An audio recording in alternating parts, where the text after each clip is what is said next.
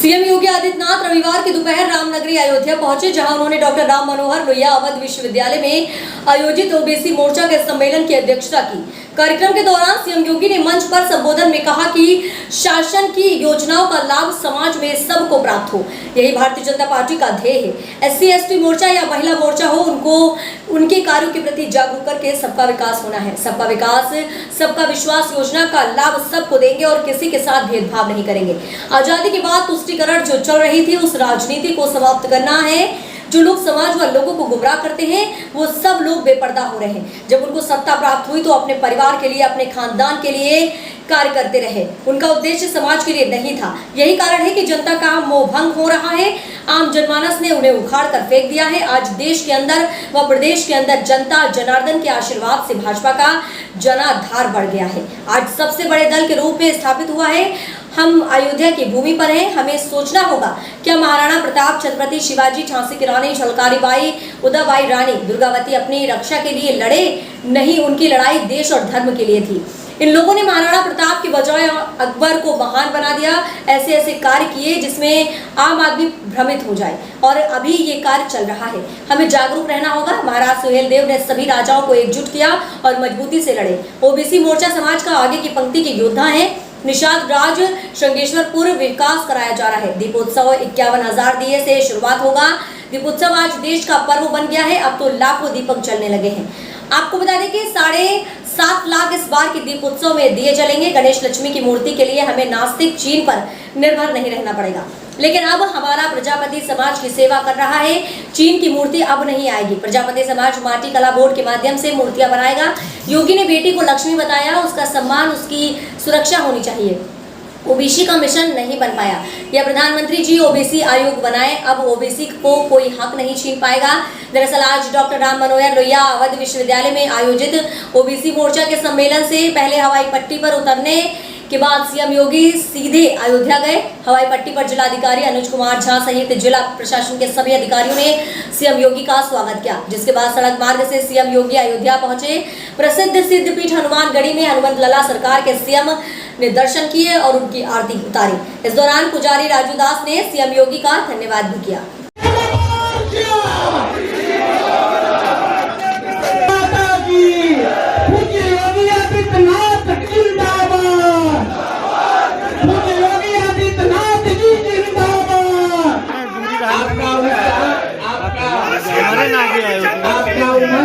माननीय मुख्यमंत्री जी देख रहे हैं, सबसे वर्ग मोर्चा की तरफ से अंतिम पड़ाव पर है। मेरी क्षमता नहीं है कि मैं महाराज शरीर के सम्मुख कुछ बोल सकूं। मैं बिल्कुल भी तैयार नहीं कि मैं उन 2 दिवसीय प्रदेश कार्य समिति में राजनीतिक प्रस्ताव के से लगता था कि अयोध्या जाने का मतलब उनपे सांप्रदायिकता का लेपन लग जाएगा। मुझे याद है 2017 में जब सरकार आई थी, हमारे अधिकारी आए थे। उन्होंने कहा, साहब दीपावली के अवसर पर हम आपको बधाई और शुभकामना देने के लिए आना चाहते हैं। मैंने कहा दीपावली तो 15 दिन के बाद है। तो उन्होंने कहा आपका कार्यक्रम क्या होगा? मैंने कहा देखो, मेरा कार्यक्रम दीपावली के अवसर पर वनवासी छात्रों के बीच में होता है, तो मैं वहीं रहूंगा। फिर मेरे दिमाग में आया कि मुझे वनवासी समाज के बीच में अपने कार्यक्रम में तो जाना है, लेकिन एक बात और मुझे देखना होगा, अयोध्या में दीपावली कैसे होती है, ये भी मुझे देखना चाहिए। मैंने एक टीम भेजी। भाइयों बहनों, अयोध्या जब आई, वेद प्रकाश जी हैं, यहाँ के पूज्य संतों से जब उन्होंने भेंट की तो पता लगा यहाँ सामान्य दीपावली थी, कोई भव्यता नहीं थी। मैंने कहा क्या अयोध्या की दीपावली, भगवान राम के 14 वर्ष के बाद अयोध्या आगमन की स्मृति में दीपावली का आयोजन होता है, क्या अयोध्या की दीपावली को हम एक यूनिक इवेंट के रूप में स्थापित कर सकते हैं, दुनिया के एक महोत्सव के रूप में स्थापित कर सकते हैं? यहाँ के पूज्य संतों की सहमति लेकर के, जनप्रतिनिधियों से विचार विमर्श करके मैंने कहा, भाई एक काम करो, 51,000 दीपक जलाने की व्यवस्था करो। भगवान राम को फिर से हम पुष्पक विमान से वहां पर लेकर के आएंगे, और वही भव्यता, वही दिव्यता होनी चाहिए। देश और दुनिया की जहां जहां रामलीलाएं होती है उनको आमंत्रित करेंगे, उन्हें सम्मानित करेंगे। और आप आपने देखा होगा दीपोत्सव आज अयोध्या का एक पर्व बन गया है। दुनिया के सामने दीपोत्सव ने अयोध्या की एक नई पहचान बना दी है। दीपोत्सव के उत्सव में अब लाखों लोग जुड़ते हैं और दीपक भी तो लाखों जलने लग गए हैं। पहले वर्ष 51,000 दीपक केले। भाइयों बहनों, हमें पूरे प्रदेश से ये दीपक इकट्ठे करने पड़े थे। अगले वर्ष हम लोगों ने माटी कला बोर्ड का गठन किया। प्रजापति समाज के लोगों से कहा कि अप्रैल से जून तक आपको गांव के तालाब की मिट्टी फ्री, आपको मैनुअल चाक के बदले इलेक्ट्रिक चाक और सोलर चाक देंगे। बर्तन और जितना भी आप आइटम मिट्टी के बना सकते हैं बनाइए।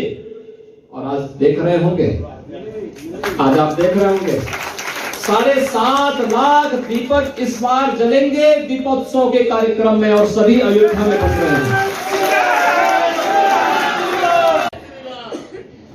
लक्ष्मी गणेश की प्रतिमा के लिए हमें चीन पे निर्भर रहना पड़ता था। चीन जैसा नास्तिक देश हमारे लिए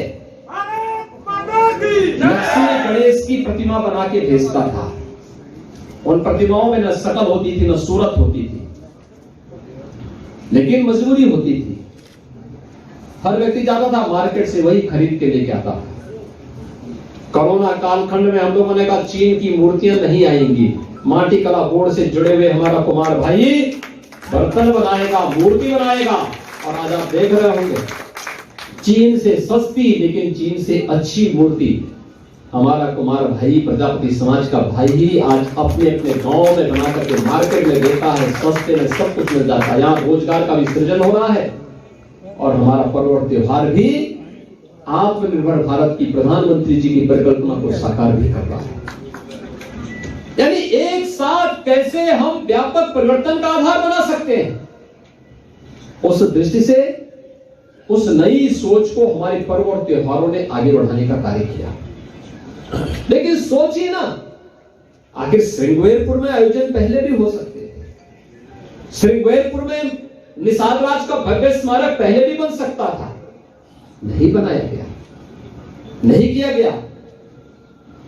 जो लोग पिछड़ों के नाम पर राजनीति करके सत्ता हासिल किए थे, मैं थोड़ा उनका एक नजारा। शासन की योजनाओं का लाभ समान रूप से सबको प्राप्त हो, यही तो भारतीय जनता पार्टी कहती है। हमारे लिए ओबीसी मोर्चा हो या एससी एसटी मोर्चा, महिला मोर्चा हो या युवा मोर्चा, ये समाज को बांटने की नहीं बल्कि समाज के प्रत्येक तबके को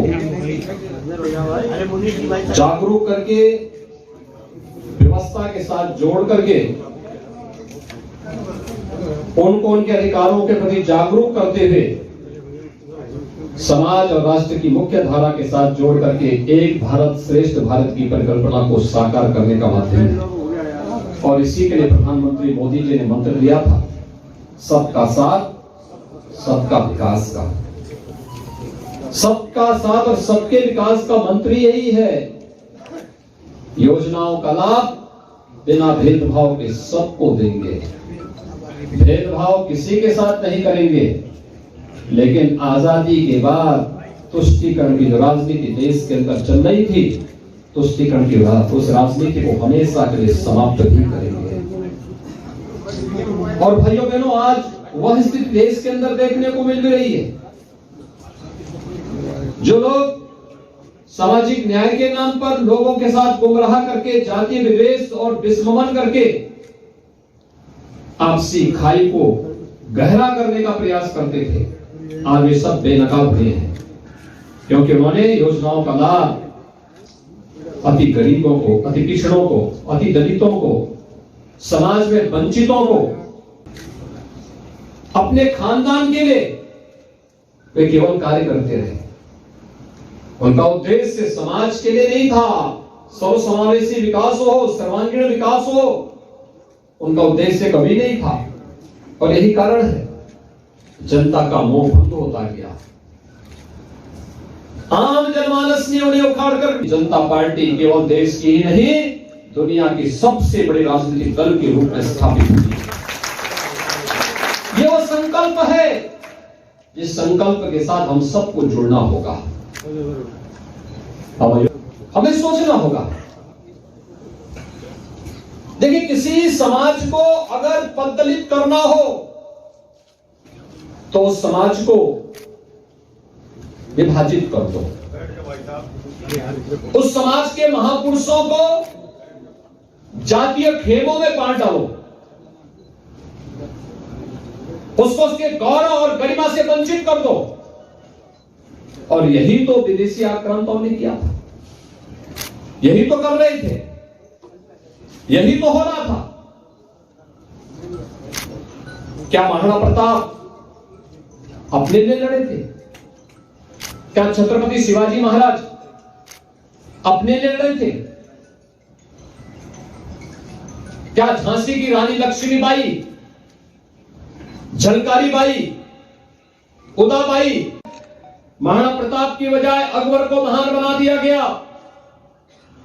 उन विदेशी आक्रांताओं की के लिए इस प्रकार के शब्द गढ़े गए जिससे आम भारतीय भ्रमित हो जाए, हम उस पर गौरव की अनुभूति ही न कर पाए। और ये जो साजिश चल रही है ये बंद नहीं भी, अभी भी हमें इसके प्रति जागरूक रहना होगा। याद करिए, वे कौन लोग थे जिन लोगों ने 11वीं सदी के उस पराक्रमी महापुरुष को भुला दिया था, महाराज सुहेलदेव को। महाराज सुहेलदेव नहीं होते 10वीं 11वीं शताब्दी में जिस तरीके से विदेशी आक्रांता भारत में घुस करके भारत को